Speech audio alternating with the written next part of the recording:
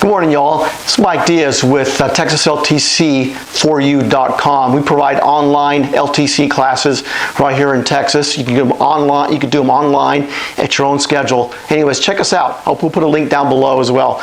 So, anyways, how many of you have a lot of different holsters in your closet, in your drawer, or whatever, and it's just a big mess? I got a neat hack for you. It's really simple. Check this out. Just grab a clothes hanger. It's got to have these little hooks right here, if you see those, and then just get yourself some wire cutters, and all you're going to do is just cut this portion off. You can throw that away, and check this out. Now you can just put these right here like this, and now you can hang them in your closet. They're really, really neat. I'm going to show you a picture here in a second. But anyways, it's a really neat hack. Takes you just a couple seconds to make one of these. You can find these probably at any Dollar General or whatever.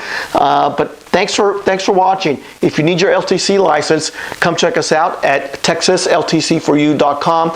Just for $49 in about 4 hours of your time, you can have your LTC certificate and right online on your own schedule. We'll put the link right here, our URL. Come check us out. Stay safe, be a responsible gun owner, and we'll see you on the next hack. God bless.